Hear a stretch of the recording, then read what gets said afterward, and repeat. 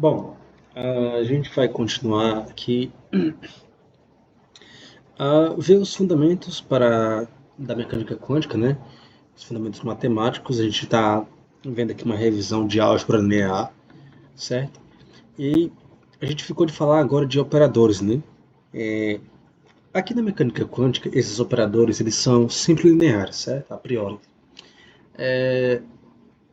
Mas o que de fato vem a ser um operador, né? Um operador ele vai ser uma função, né, linear que vai mapear vetores no meu espaço de Hilbert em outros vetores nesse mesmo espaço. Né? Basicamente é isso, certo? Então, deixa eu colocar aqui a definição. Então, no espaço de Hilbert, no espaço de Hilbert,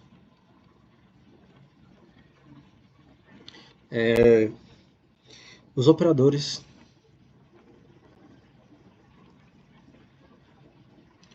são funções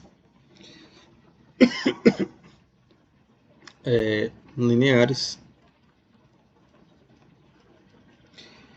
que mapeiam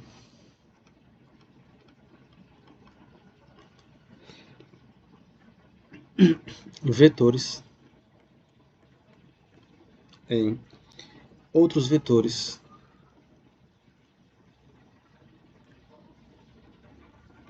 do mesmo espaço.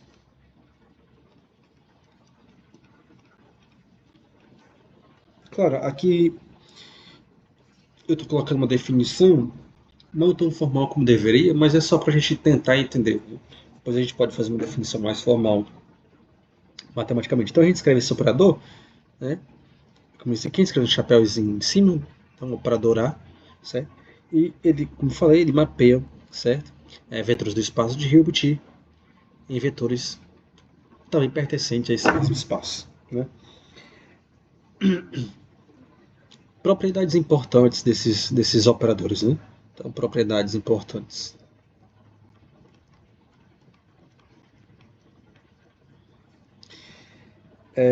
A primeira propriedade, né, é que esses operadores são lineares, tá bom? Isso não implica que obrigatoriamente a gente tem que ter um operador linear, não linear, né? Mas a priori a gente vai trabalhar sempre com operadores lineares, tá bom? Então seja a P pertencente aos complexos, um operador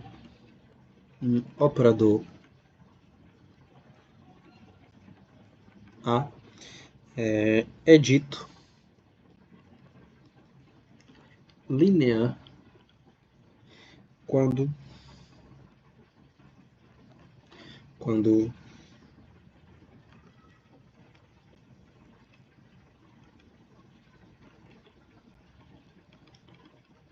isso acontece, né? Então você vai ter esses A e B são constantes. Vou colocar assim, né? A aplicada em PC1 mais A aplicada em BC2. Então, a gente disse que o nosso operador é linear quando ele satisfaz essa propriedade, tá bom? Muito bem.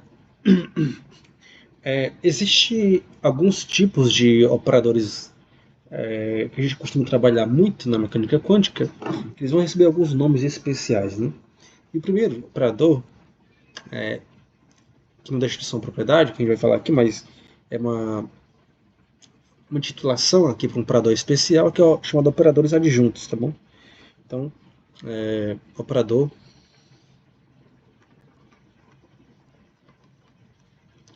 adjunto. Então, uma outra propriedade dos operadores é o seguinte: quando dado que esse operador A ele pertence ao meu espaço de Hilbert, então o seu adjunto, né, ele é definido a partir de uma determinada propriedade. Então, deixa eu formalizar aqui, né? Então, seja o operador A pertencente ao espaço de Hilbert, então o seu adjunto, a gente escreve assim, tá? Seu adjunto, que vai escrever assim, a dagger, né? É a cruzinha, né? É definido por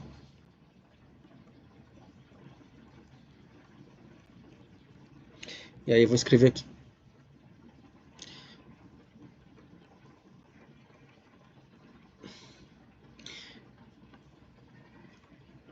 Vou escrever assim.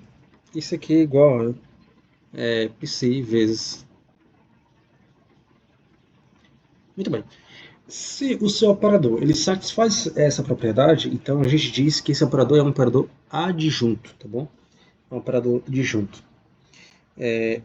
Um outro nome que ele pode ser chamado é operador hermitiano conjugado, tá bom? Muito bem. Então esse aqui é uma espécie de operador que aparece muito aqui pra gente. Um outro operador, mais especial ainda, operador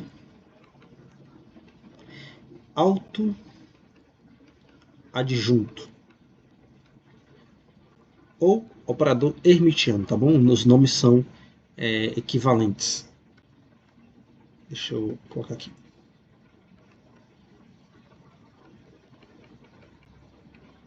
O hermitiano. Então, a gente diz que um operador ele é hermitiano se... Deixa eu colocar aqui.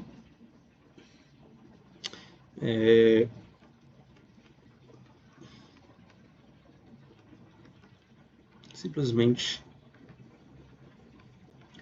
Ou seja, o que é que isso implica, né? Isso implica que se o operador ele é hermitiano, então A é igual a dagger.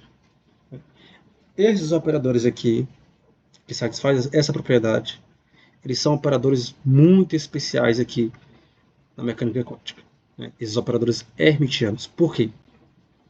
Porque a gente vai ver, quando for falar dos postulados, que na mecânica quântica os observáveis físicos são descritos por operadores hermitianos. Operadores hermitianos. Então, esses operadores eles terão, de certa forma, um cuidado especial, né, para a gente. Bom, se A é representado por uma matriz, então a gente pode, sim, de fato, representar um operador na forma matricial, né, por uma matriz. Então, o que vem a ser um A dagger, né? Isso aqui é simplesmente A transposto, né, conjugado. É isso que a gente tem, certo? Então, deixa eu... Bom, não vou falar. Depois a gente pode ver isso com mais detalhe. Então, um outro tipo de operador que existe são os operadores unitários, né? Eu vou colocar aqui, mas a gente não vai tratar ele agora. Não vamos trabalhar com ele agora, né? Então, mas vou colocar aqui operadores unitários, certo? Bom, eu vou só colocar aqui, mas quando a gente for trabalhar com eles mais lá na frente, a gente pode depois ver quais as suas propriedades, o que eles vêm a significar, né? Mas esses operadores, eles são ditos unitários porque eu posso escrever o daga u igual a o daga, isso aqui é igual a identidade, né? Esses operadores, eles são ditos operadores unitários, certo? A gente vai ver depois que esses operadores eles vão preservar a norma, né? E não vai alterar assim o produto interno, tá bom? Muito bem. Então aqui eu falei um pouco dos operadores. De fato, o que a gente tem que memorizar é o seguinte: Como é a definição desses operadores no espaço de Hilbert, a gente está impondo aqui, a priori, que ele deve ser um operador linear, né, que satisfaz a propriedade de linearidade, né, eu coloquei aqui propriedades, mas basicamente aqui é uma propriedade. Né, e a gente aqui fala um pouco de quais tipos de operadores são mais comuns. Né, e o que de fato a gente vai trabalhar na mecânica quântica, embora possa existir outros, né, mas o que de fato vai representar observáveis físicos são esses operadores aqui, chamados de operadores hermitianos, tá bom? Muito bem. Vamos falar um pouco aqui das representações matriciais, tá? Representações matriciais de um operador. Representações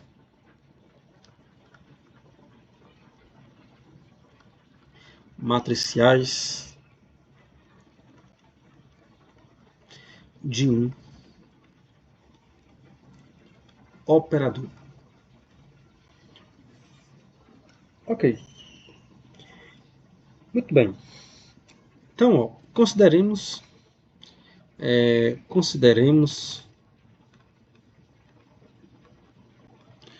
um operador.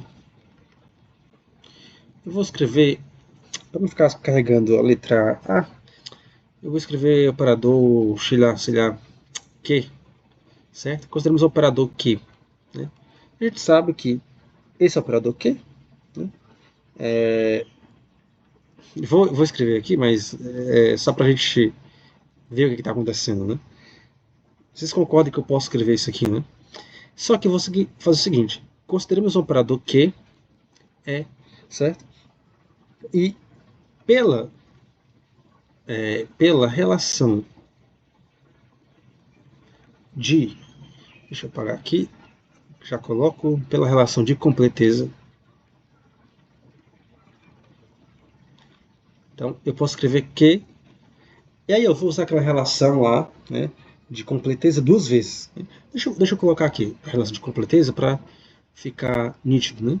Então tá aqui a relação de completeza, seja alfa i, isso aqui é igual a identidade, né? Então, onde i varia de 1 até n. Isso aqui é a relação de completeza, né? Onde agora esses vetores aqui, alfa e i, são a base, né, que eu vou representar essa matriz. Né? Agora, lá na aula passada, a gente falou daqueles vetores de base i, né? Aqui eu estou só escrevendo como esses vetores de base agora sendo um alfa i. Então, deixa eu escrever o a mesmo, só para ficar idêntico, né? O que já estava escrevendo antes. Muito bem, então, aplicando essa relação de completeza duas vezes, então, o que é que eu vou ter? Então, meu vetor A, meu operador A, eu posso escrever como sendo uma somatória de I e J, né? Aí veja se vocês concordam. Eu estou aplicando isso aqui duas vezes, né? Já que, então, isso aqui vai ficar alfa I,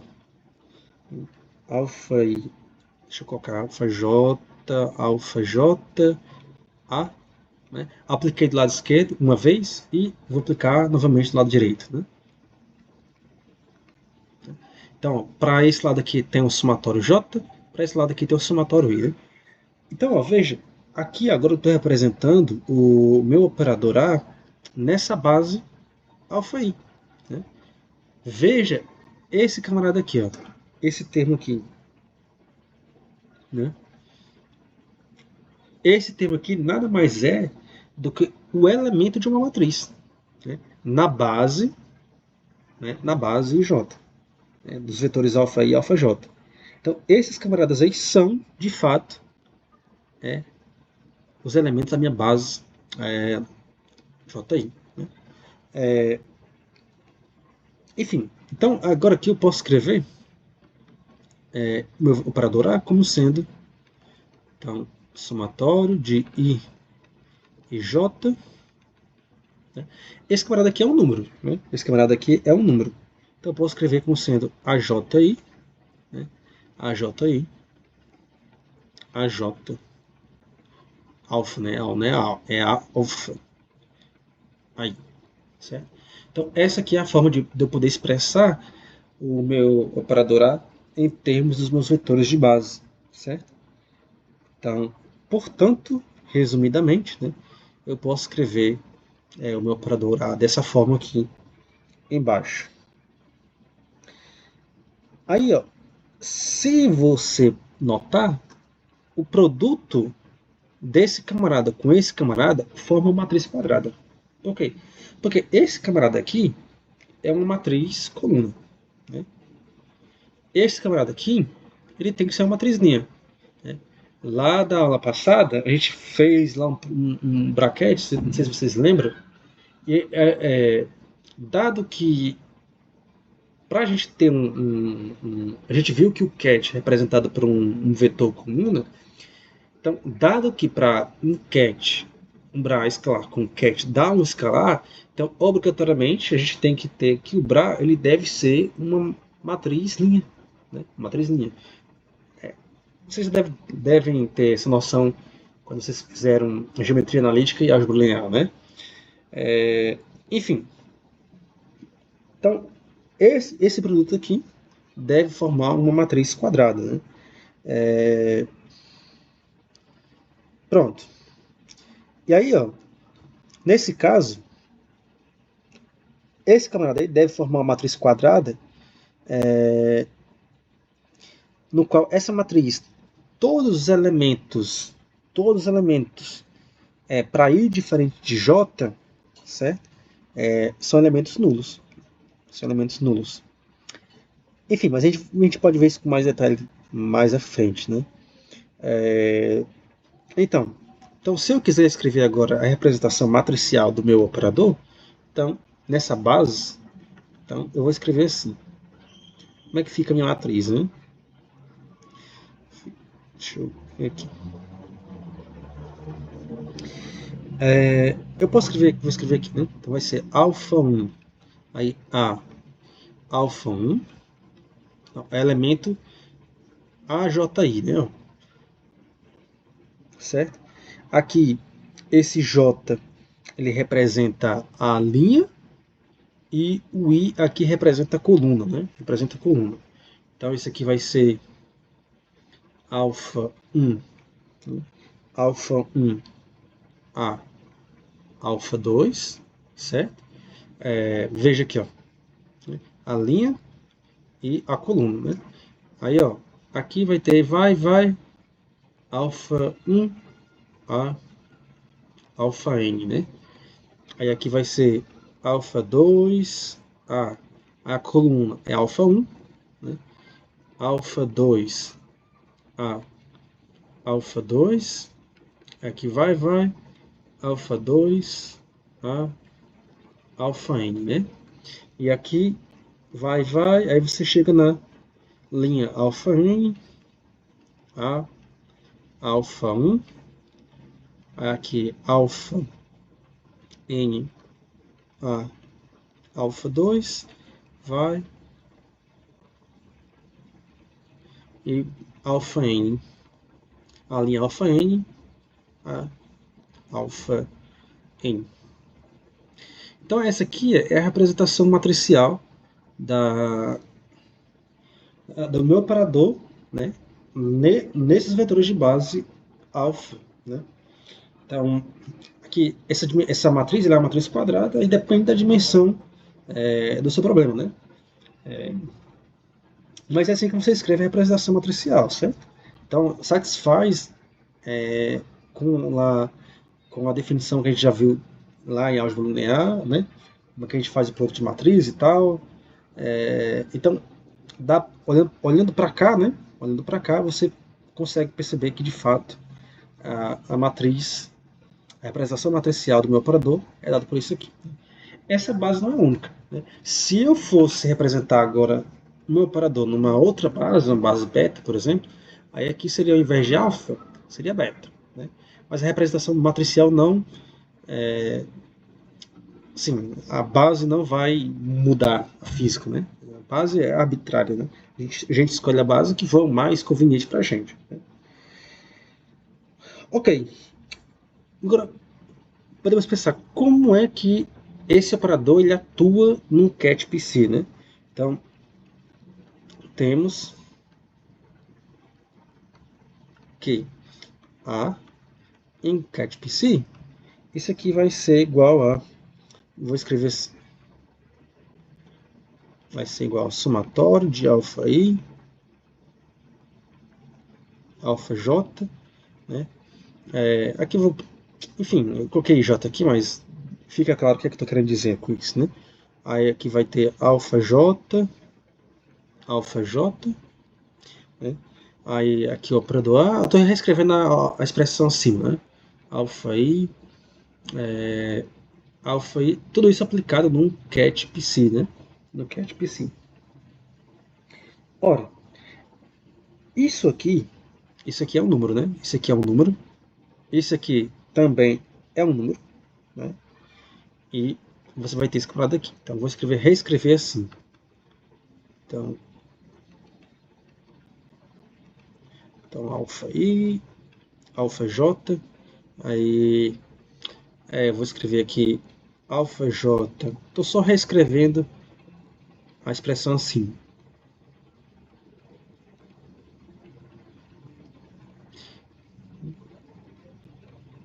Ora, tudo isso aqui é um número. Tudo isso aqui é um número, né? E aqui eu tenho um vetor, né? Ou seja, o A aplicado num cat PC me retorna um vetor que eu vou chamar de φ. Né? Então, em geral,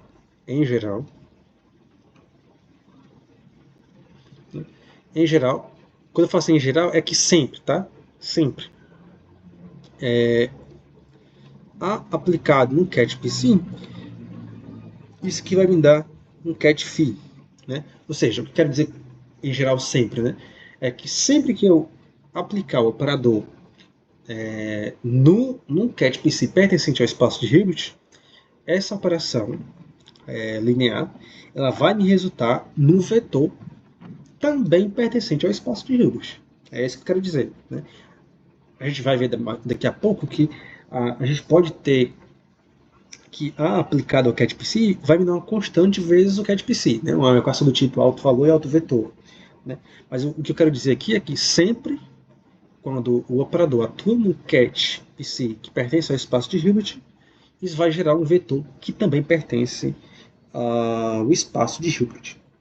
Tá bom? Ok. Bom, eu vou pegar essa expressão aqui. Vou fazer o seguinte. Seja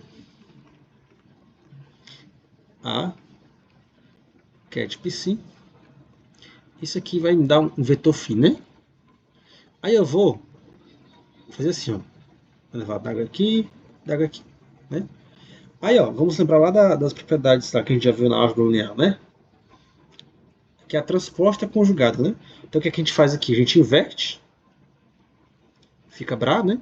E aqui é a adaga, né? Isso aqui é igual a φ, né? Certo? É só para isso ficar bem claro, tá?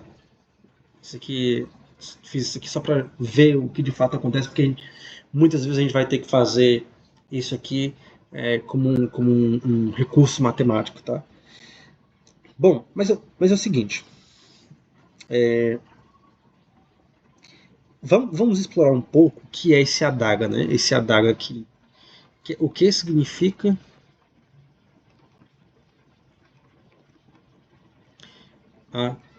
adaga? Né? Eu falei que isso aqui era uma transposta conjugada, né?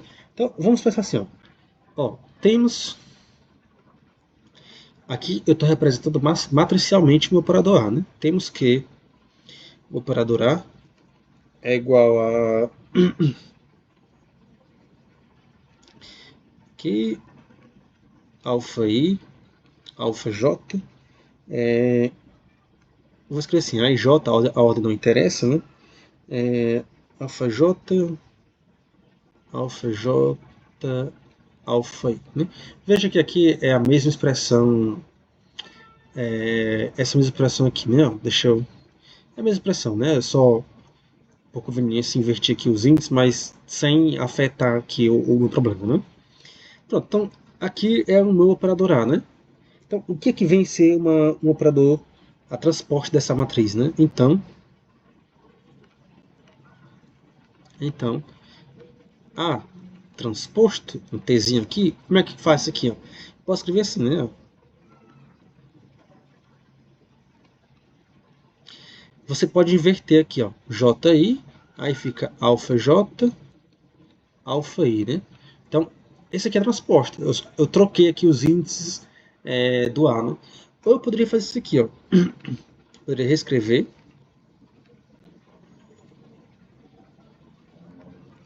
Né? Alfa I, alfa J. Aí escreveria A e J, mas inverteria aqui, né? Então ficaria alfa I, alfa J. Né? Então, são duas formas distintas de você ver a matriz transposta. Né? O que tem que ficar claro aqui é que você não pode inverter ao mesmo tempo as duas coisas. Né? Porque se você inverter as duas coisas, como esse aqui é só um índice, são só índices, né? Índices, não vai mudar muita coisa. Né? Não vai ser a mesma coisa se você inverter as duas coisas, né? Como eu fiz aqui em cima. Certo? Então você só pode inverter um. Né? Ou você inverte isso aqui, ou você inverte os índices daqui. Né? Então, essa aí é a matriz transposta. Então, o que vem a ser a matriz conjugada, né? A matriz Dagger, né? Que é o operador hermitiano, o autodisjunto, né? Então, eu tenho aqui A Dagger é, por definição, A transposto conjugado. Ou seja, isso aqui vai ser igual a quê? Vai ser igual a somatório, né? Alfa I, alfa J, AJI conjugado, alfa J, alfa I. Né? Então, esse aqui é o Adagger na representação matricial. Ou, né, alfa I,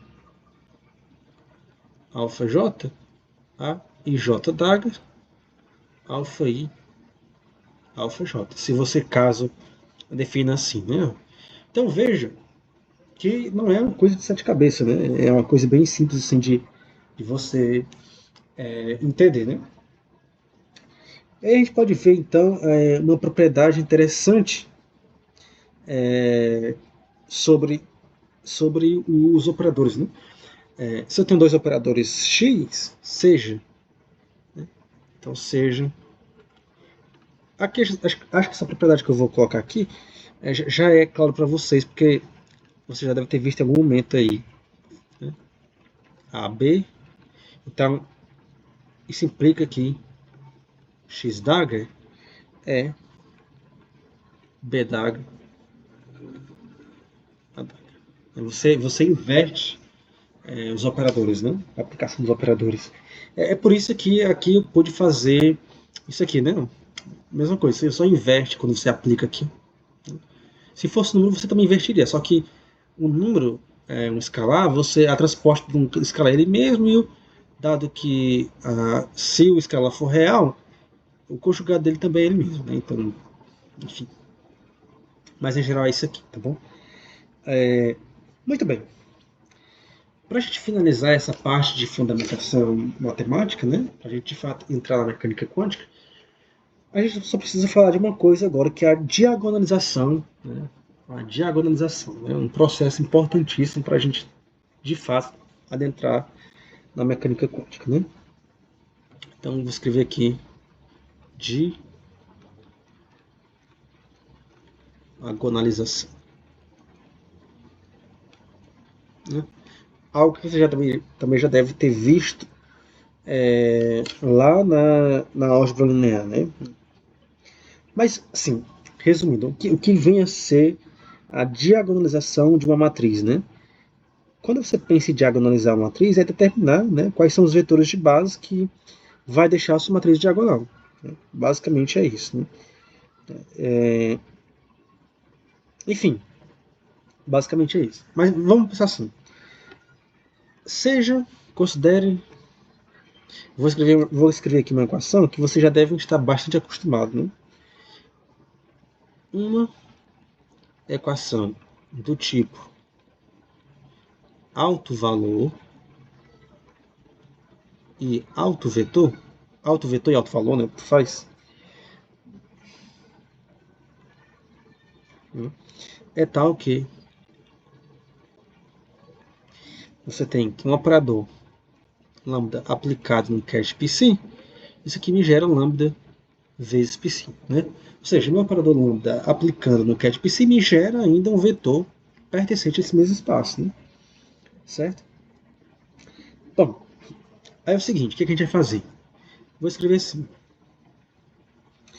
Então vou ter lambda cat psi menos lambda cat psi.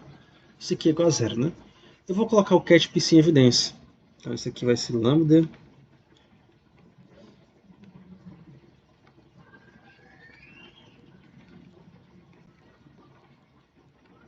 só que aqui existe uma questão aqui matemática que é importante notar, né?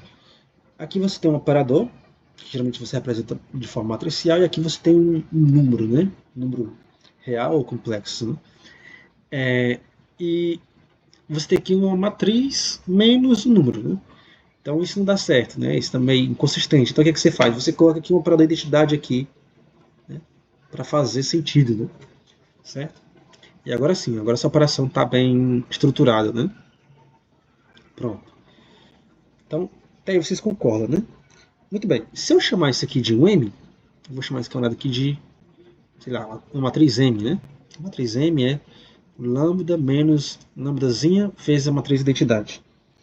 Então, ora, se determinante de M é igual a zero, o que é que isso implica? Isso implica que você vai ter uma solução trivial, né? Isso implica que psi é igual a zero. Ora, isso aqui é a solução trivial, para nós não é interessante, né? Não é interessante porque a gente quer trabalhar com esse camarada aqui representando o estado de uma partícula, não faz sentido ele ser zero. Então, isso aqui para nós não é interessante. Agora, se determinante de M for diferente de zero, aí sim você vai ter aqui uma solução não trivial, certo? Então você vai ter aqui um psi diferente de zero, que é uma solução procurada, né? Que a gente de fato quer trabalhar com isso aí, tá bom? Bom, e aí a gente então pode escrever isso aqui, determinante. Desculpa, é só eu invertir aqui, tá? Acabei não percebendo. A verdade é que quando o determinante é diferente de zero, você tem que a solução que é trivial, né? Quando o determinante é igual a zero, aí nesse caso é a solução procurada, né? Pronto. Então o determinante de lambda menos lambdazinho vezes a identidade, quando isso aqui é igual a zero, aí você pode de fato aqui determinar quem são os autovalores associados à sua equação de alto valor e alto vetor, né? Certo? Então, esse é o processo para você diagonalizar uma matriz, né? Você determinar quem são os autovalores, né? E os autovetores que deixam o seu operador diagonal, certo? Aí a pergunta é o seguinte: quando é que eu sei que o meu operador ele é diagonalizável, né? Será que todos os operadores são diagonalizáveis? E a resposta é não, né? Nem todos os operadores eles são diagonalizáveis, né? Outra pergunta que a gente pode fazer é o seguinte: como é que eu posso saber que um operador que eu estou trabalhando é um operador diagonal, né? Que eu posso diagonalizar ele? Bom, a priori você só sabe testando, né? Mas existe um teorema lá da álgebra linear que é bastante importante, né? Que é conhecido como teorema espectral, né? Teorema espectral, né? E o que é que diz esse teorema, né? Todo operador hermitiano é diagonalizável.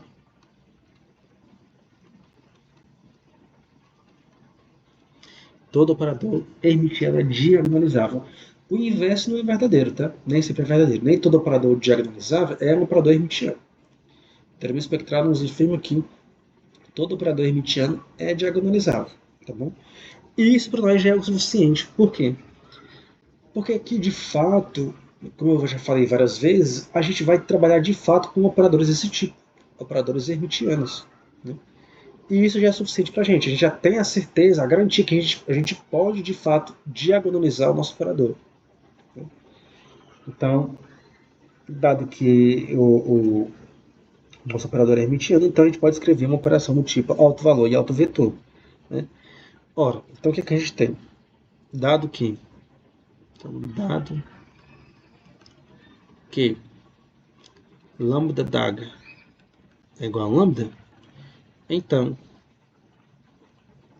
para cada elemento do meu espaço de Hilbert, né, numa base qualquer, então eu posso escrever lambda psi1, eu posso escrever como sendo lambda1 cat psi1 lambda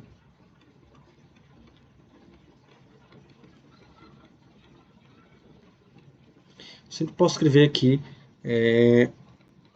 equações de autovalores e autovetores para cada elemento do meu espaço vetorial, né? Certo?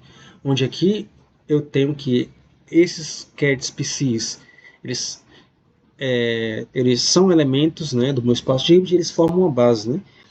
Então, aqui pela condição de ortonormalidade, eu posso escrever PCM igual a delta MN, certo? Ok, muito bem.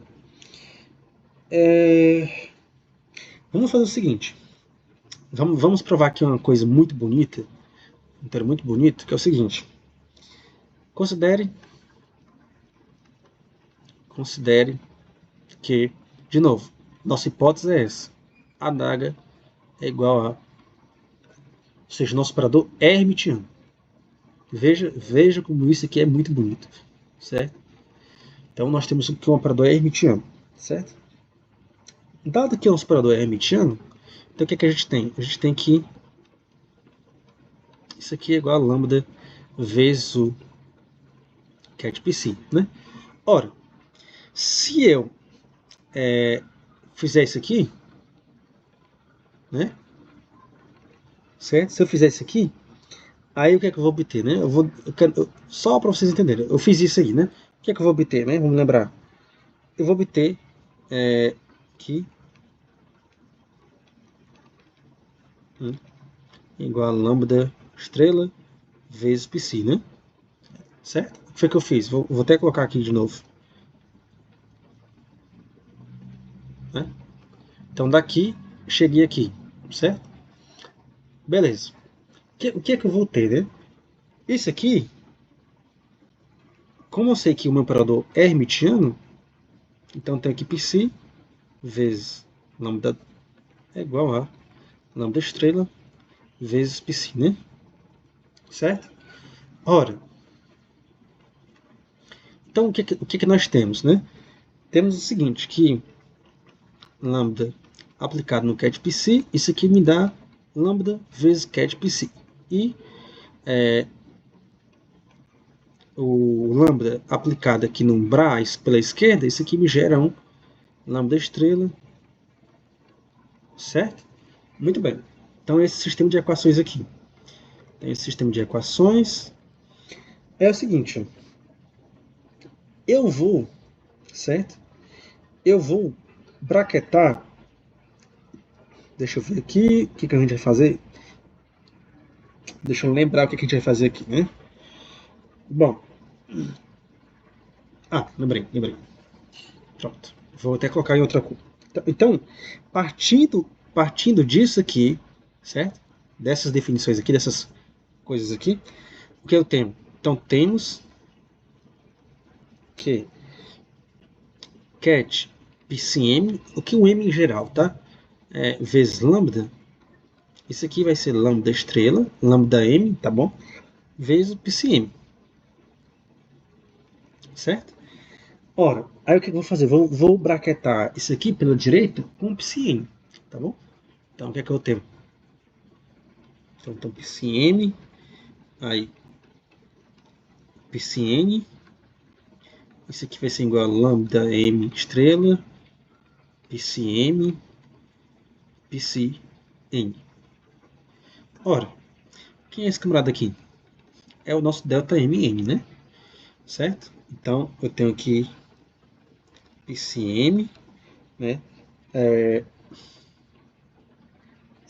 Deixa eu ver. Mas eu não vou usar isso agora. Pronto. Então, o que a gente tem é esse aqui. Só que é o seguinte, lambda aplicado em PCN, o que é que vai me gerar, né? Eu vou guardar esse resultado aqui por um instante, tá bom? Então, eu tenho aqui PCM. Aí, ó, quem é lambda aplicado em PCN? É justamente o lambda n vezes o PCN, né?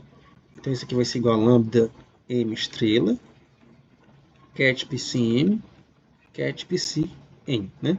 Deixa eu apagar esse aqui, só para mostrar para vocês quem era esse camarada, né? Ok. Ora, esse lambda QN é uma constante, né? Ele pode sair aqui do bracket, né? Então, vou ter lambda n, cat PCN, PCN. Vou passar todos aqui para o lado esquerdo, tá? Menos lambda m estrela, PCM, PCN. Isso aqui é igual a zero. Ora, então o que é que eu tenho? Eu tenho que lambda n menos lambda m estrela. Desculpa. Isso aqui vai ser igual a PCM, PCN. Isso aqui é igual a zero. Aí vamos olhar o seguinte. Vamos olhar o caso assim. Quando. Primeiro, vamos olhar aqui. O que a gente pode ter, né? A gente pode ter duas situações. Ou esse camarada aqui é igual a zero, ou esse camarada aqui é igual a zero, né? Quando, quando n é igual a n, né? Então, quando n é igual a n, o que a gente tem? A gente tem que esse camarada aqui, pela propriedade, pela condição de ortonormalidade, esse camarada aqui é igual a 1, né? Então não pode zerar, né? Então, quem é que vai ser zero? Né? Lambda n é menos lambda m, estrela, igual a zero. O que é que se diz? Mas aqui é lambda m, né? Quando m for igual a n, não lambda m menos, vai ser igual a lambda m, estrela. Ou seja, veja que resultado interessante, né?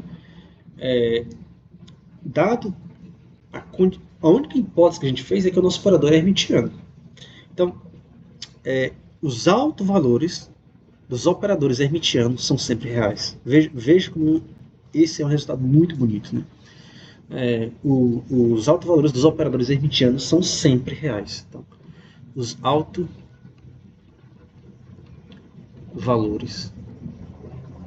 dos operadores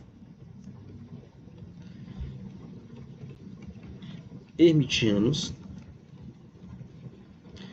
são sempre reais.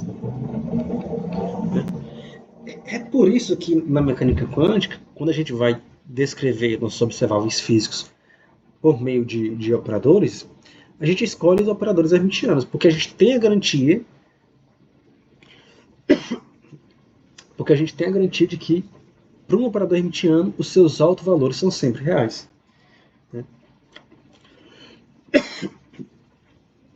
Então veja que resultado interessante, né? Agora vamos para o segundo caso, né? Então quando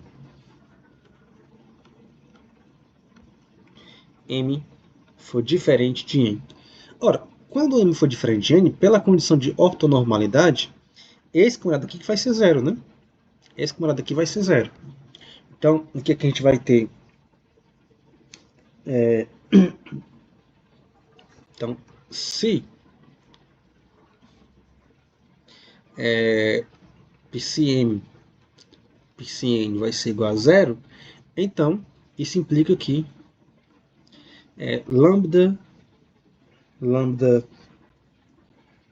n menos lambda m estrela é diferente de zero.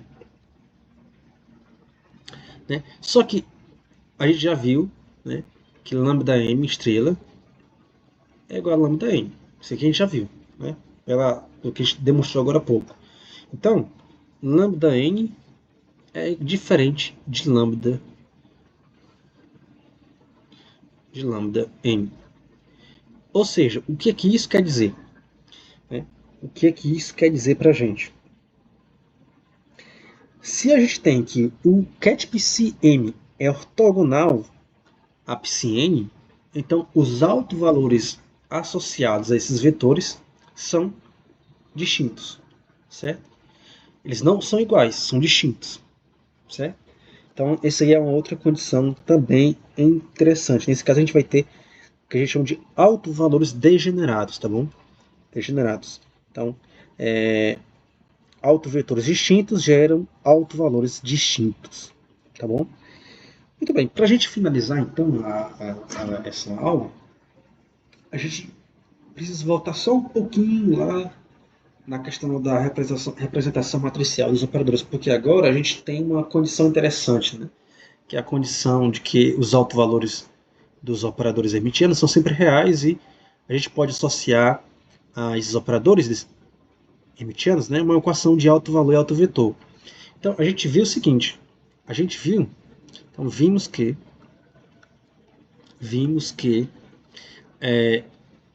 em geral a representação matricial é desse tipo aqui, né?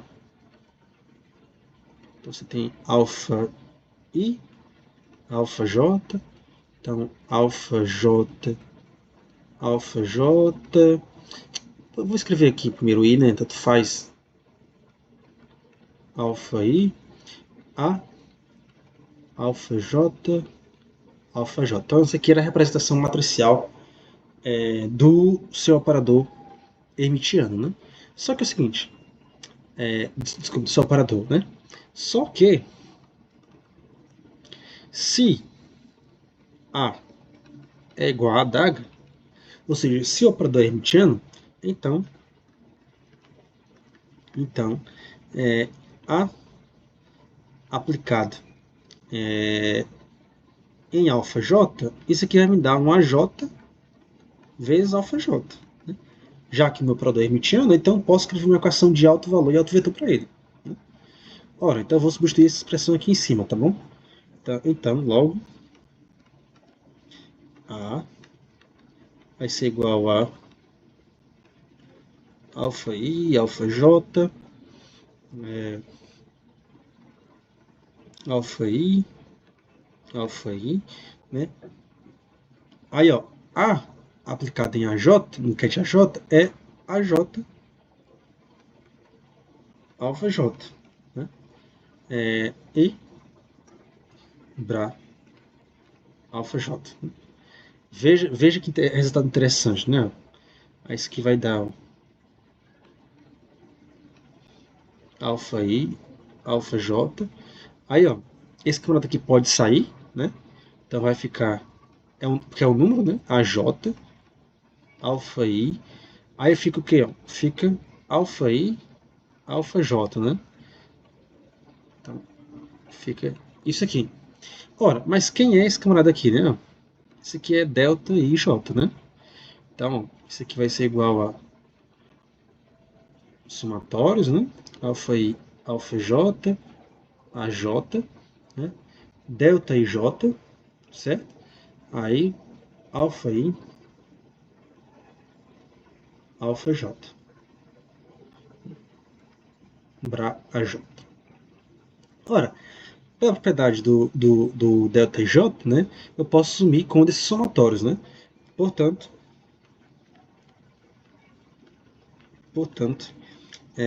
A é igual a... Vamos sumir com o J, né? Então vai ficar um somatório só em alfa i, né?